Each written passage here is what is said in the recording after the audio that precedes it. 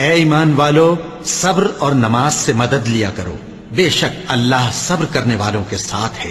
اور ہم کسی قدر خوف اور بھوک اور مال اور جانوں اور میووں کے نقصان سے تمہاری آزمائش کریں گے، اور صبر کرنے والوں کو بشارت سنا دو کہ ان لوگوں پر جب کوئی مصیبت واقع ہوتی ہے تو کہتے ہیں کہ ہم اللہ ہی کا مال ہیں اور اسی کی طرف لوٹ کر جانے والے ہیں۔ یہی لوگ ہیں جن پر ان کے پروردگار کی عنایتیں ہیں اور خصوصی رحمت بھی ہے، اور یہی سیدھے رستے پر ہیں۔ اور رنج و تکلیف میں صبر اور نماز سے مدد لیا کرو، اور بے شک نماز گراں ہے، مگر ان لوگوں پر گراں نہیں جو عجز کرنے والے ہیں، جو یقین کیے ہوئے ہیں کہ وہ اپنے پروردگار سے ملنے والے ہیں اور اس کی طرف لوٹ کر جانے والے ہیں۔ اور اللہ کی راہ میں مال خرچ کرو اور اپنے آپ کو ہلاکت میں نہ ڈالو، اور نیکی کرو، بے شک اللہ نیکی کرنے والوں کو دوست رکھتا ہے۔ مومنو، اسلام میں پورے پورے داخل ہو جاؤ اور شیطان کے پیچھے نہ چلو، وہ تو تمہارا کھلا دشمن ہے۔ پھر اگر تم احکام روشن پہنچ جانے کے بعد لڑکھڑا جاؤ تو جان رکھو کہ اللہ غالب ہے، حکمت والا ہے۔ کیا تم یہ خیال کرتے ہو کہ یوں ہی بہشت میں داخل ہو جاؤ گے؟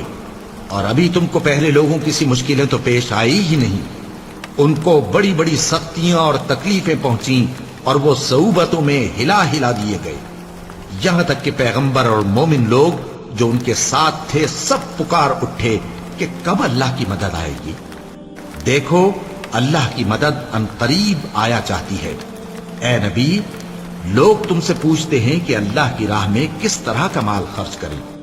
کہہ دو کہ جو چاہو خرچ کرو، لیکن جو مال خرچ کرنا چاہو وہ درجہ بدرجہ اہل استحقاق یعنی ماں باپ کو اور قریب کے رشتہ داروں کو اور یتیموں کو اور محتاجوں کو اور مسافروں کو سب کو دو، اور جو بھلائی تم کرو گے اللہ اس کو جانتا ہے۔ مسلمانوں، تم پر اللہ کے رستے میں لڑنا فرض کر دیا گیا ہے، اور وہ تمہیں ناگوار تو ہوگا، مگر عجب نہیں کہ ایک چیز تم کو بری لگے اور وہ تمہارے حق میں بھلی ہو، اور عجب نہیں کہ ایک چیز تم کو بھلی لگے اور وہ تمہارے لیے مضر ہو، اور ان باتوں کو اللہ ہی بہتر جانتا ہے اور تم نہیں جانتے۔ اے ایمان والو، جو مال ہم نے تم کو دیا ہے اس میں سے اس دن کے آنے سے پہلے پہلے خرچ کر لو جس میں نہ اعمال کا سودا ہو اور نہ دوستی اور سفارش ہو سکے، اور کفر کرنے والے لوگ ظالم ہیں۔ اللہ وہ معبود برحق ہے کہ اس کے سوا کوئی عبادت کے لائق نہیں، زندہ ہے، سب کو تھامنے والا، اسے نہ اونگ آتی ہے نہ نیند، جو کچھ آسمانوں میں اور جو کچھ زمین میں ہے سب اسی کا ہے۔ کون ہے کہ اس کی اجازت کے بغیر اس سے کسی کی سفارش کر سکے؟ جو کچھ لوگوں کے روبرو ہو رہا ہے اور جو کچھ ان کے پیچھے ہو چکا ہے اسے سب معلوم ہے، اور لوگ اس کی معلومات میں سے کسی چیز پر دسترس حاصل نہیں کر سکتے۔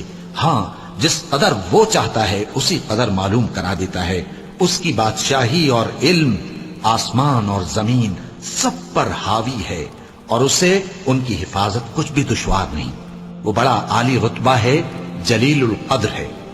شیطان تمہیں تنگ دستی کا خوف دلاتا اور بے حیائی کے کام کرنے کو کہتا ہے، اور اللہ تم سے اپنی بخشش اور رحمت کا وعدہ کرتا ہے، اور اللہ کشائش والا ہے، سب کچھ جاننے والا ہے۔ وہ جس کو چاہتا ہے دانائی بخشتا ہے، اور جس کو دانائی ملی بے شک اس کو بڑی نعمت ملی۔ اور نصیحت تو وہی لوگ قبول کرتے ہیں جو عقل مند ہیں۔ اللہ کسی شخص کو اس کی طاقت سے زیادہ کا ذمہ دار نہیں بناتا۔ اچھے کام کرے گا تو اس کو ان کا فائدہ ملے گا، برے کرے گا تو اسے ان کا نقصان پہنچے گا۔ اے پروردگار، اگر ہم سے بھول یا چوک ہو گئی ہو تو ہم سے مواخذہ نہ کیجو۔ اے پروردگار، ہم پر ایسا بوجھ نہ ڈالیو جیسا تو نے ہم سے پہلے لوگوں پر ڈالا تھا۔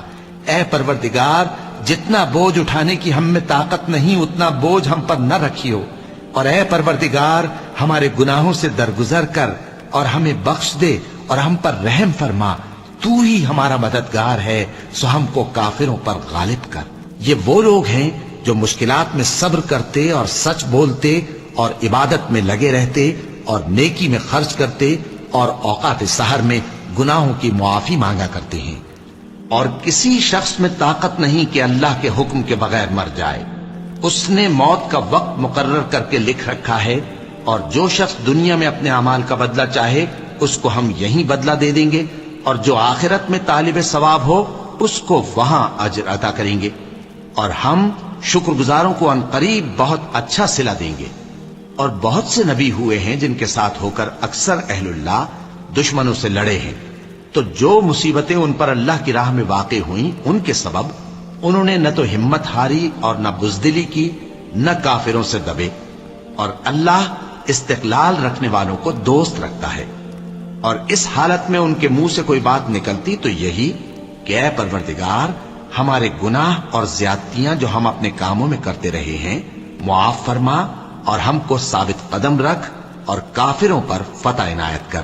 تو اللہ نے ان کو دنیا میں بھی بدلہ دیا اور آخرت میں بھی بہت اچھا بدلہ دے گا، اور اللہ نیکوکاروں کو دوست رکھتا ہے۔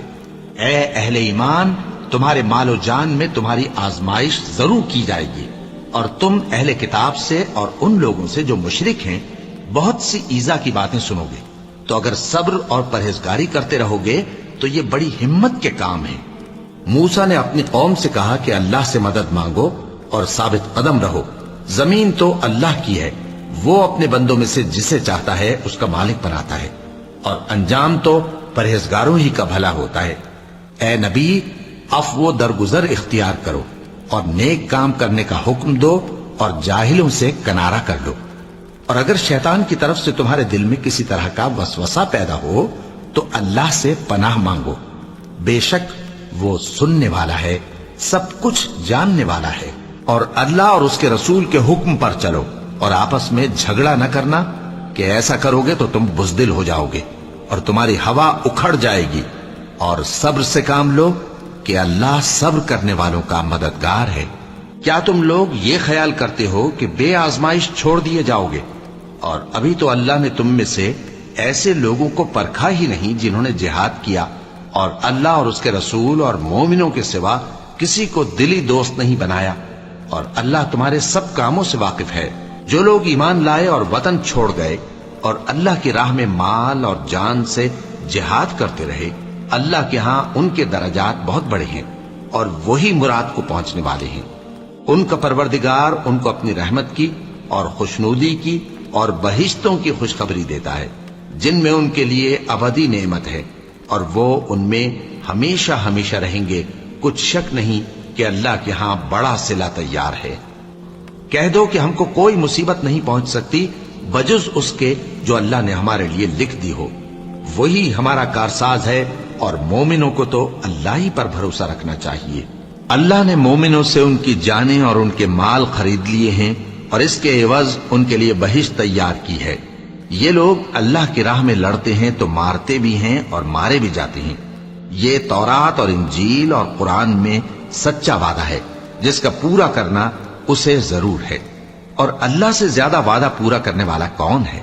تو جو سودا تم نے اس سے کیا ہے اس سے خوش رہو، اور یہی بڑی کامیابی ہے۔ توبہ کرنے والے، عبادت کرنے والے، حمد کرنے والے، روزہ رکھنے والے، رکوع کرنے والے، سجدہ کرنے والے، نیک کاموں کا امر کرنے والے اور بری باتوں سے منع کرنے والے، اللہ کی حدوں کی حفاظت کرنے والے، یہی مومن لوگ ہیں۔